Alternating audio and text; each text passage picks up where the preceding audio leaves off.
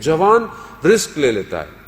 جیسے بہت سارے جوان ہیں ابھی ان کو بولا کیریئر کا، جاب کا، وہ رسک لے لیں گے، لیکن جو اچھی خاصی عمر میں چلا گیا ہے وہ کمفرٹ زون میں ہے، وہ اب بولے گا نہیں میں نہیں اب کچھ کر سکتا، بڑا مشکل ہو جائے گا. وہ بھی جاتا ہے، ارے بچے ہیں، زندگی ہے. لیکن جوان ہے اس کو وہ رسک لے لیتا ہے. جوان کے اندر یہ طاقت ہے کہ وہ نئی چیزوں تک اپنے آپ کو ڈال دیتا ہے. کیوں؟ کیونکہ اس کے اندر یہ طاقت ہے، وہ اپنے ذہن کو بھی اتنا مضبوط رکھتا ہے کہ چیزیں اس کو اتنی جلدی گراتی نہیں ہے نسبتاً بزرگ آدمی سے. اور یہی وجہ ہے کہ جوان کے اندر ایک اور جو خوبی پائی جاتی ہے وہ عفو اور درگزشت کی ہے.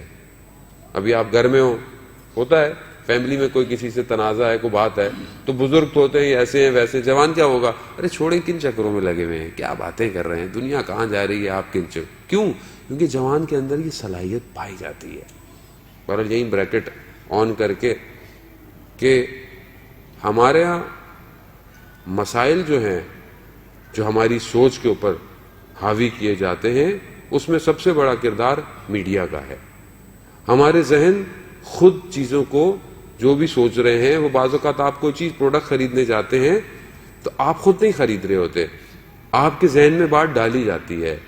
اب آپ تو کہتے ہیں نہیں یہ میری ضرورت ہے، ضرورت نہیں تھی، ضرورت بنائی گئی ہے.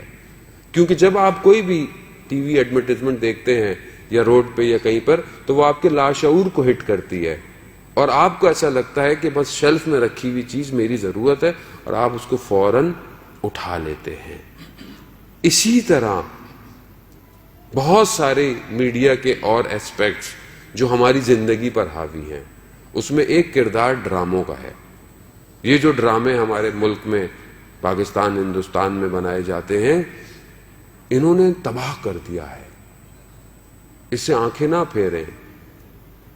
اب ہو سکتا ہے مولانا صاحب کیا آگے آپ کبھی واٹس ایپ کی باتیں کرتے ہیں، کبھی کیا باتیں ہیں.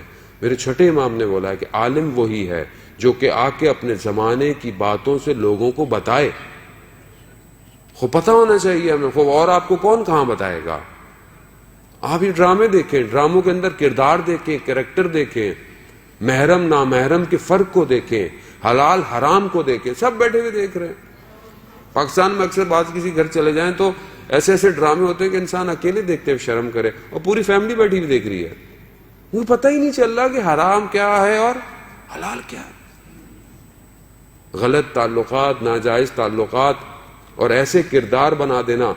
اور کچھ کریکٹر ایسے ہیں کہ جو ہماری زندگی میں پائے نہیں جاتے لیکن ہم ڈھونڈتے ہیں، خاص طور پہ جوان، کیونکہ جوان مخاطب ہیں، جوان چاہے وہ لڑکیاں ہوں چاہے وہ جوان لڑکے ہوں.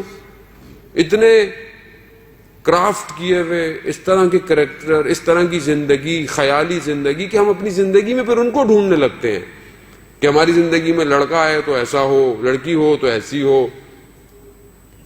عزیزان محترم، یہ سب خیالی ہے، یہ سب تخیلاتی ہے. ہمارے ایک دوست ہے رائٹر، ہم نے ان سے بولا یار اچھے ڈرامے کیوں نہیں آپ لکھواتے؟ کہتے اچھے ڈرامے لکھ کے بھجوائے تھے. چینل نے بولا یہ نہیں، کچھ مرچ مسالہ ڈالیں، طلاق ڈالیں، 2 شادیاں ڈالیں تو بکے گا. خریدار وہی ہیں. کچھ کردار ایسے دکھائے جاتے ہیں کہ جب اس پر تصویر جاتی ہے، کیمرہ رکتا ہے تو ایک عجیب سا میوزک بجنا شروع ہو جاتا ہے. اور پھر جب ہماری اصلی زندگی میں آتی ہے تو ہمیں بھی وہی ہو جاتا ہے. کون پھوپھی گھر میں آئی، کچھ ہو گیا تو وہ ڈرامے کا ذہن میں اتنا زیادہ تھا کہ بس اب یہی تو آئی نہیں، تبھی تو گڑبڑ ہو گئی گھر کے اندر. ساس آئی، یہ ہو گیا، وہ ہو گیا. کیوں؟ کیونکہ آپ کے ذہن میں یہ چیز بار بار ڈالی جا رہی ہے صبح شام. اور لوگ اتنے زیادہ ان چیزوں میں ہو گئے ہیں کہ پانی میں پاؤں بھی پھسل جاتا ہے ٹائل پہ تو دیکھا فلانی نے جادو کر دیا. وہ لوگ فارغ ہیں بیٹھے ہوئے جادو کریں گے آپ کے اوپر. اتنی نفرتیں عزیزان نے ہوتی. میں پریکٹیکل بات کر رہا ہوں، میں ایسی معاشرے کا ہوں، میں مارس سے تو نہیں آیا ہوا. اتنی لوگ آپس میں بیٹھے، نفرتیں، غیبتیں، برائیاں. ابھی آپ باہر دیکھیں گاڑی پہ لکھا ہو یہاں پارکنگ ممنوع ہے، پارک نہیں کر سکتے، خوب جرمانہ ہے. اور آپ کے یہاں تو ویسی اتنی ٹینشن ہے پارکنگ کی، جگہ جگہ تھوڑی دیر میں بندہ باہر جاتا ہے، تو آدھے گھنٹے کے لیے لگائی تھی، تھوڑی کہیں اور لگا کے آ جاؤ. وہ مشکلات ہیں. کیوں؟ آپ قوانین کا جو لکھا ہوا ہے. ڈاکٹر کے پاس جائیں گے، ڈاکٹر بولے گا مریض ہے بھائی انجیکشن لگے گا، پیٹ کٹے گا، یہ کٹے گا. چپ کر کے لیٹے میں نہ چوئیں نہ چرائیں.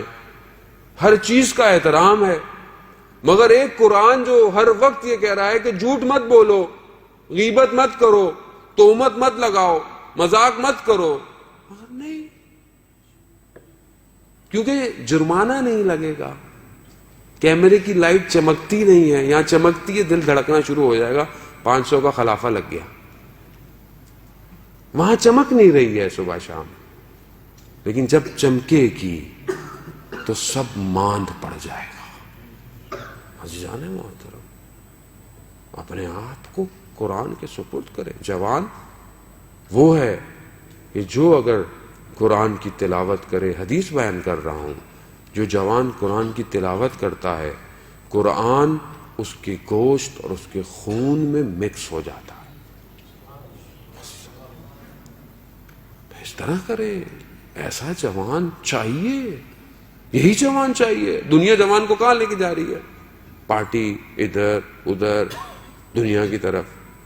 خود دنیا تو آپ کو کھینچے گی، مگر حضرت عباس علیہ السلام کے پاس کیا تھا؟ یقین تھا۔ کس پر؟ امام پر، کہ امام نے جو کہا مجھے یقین ہے۔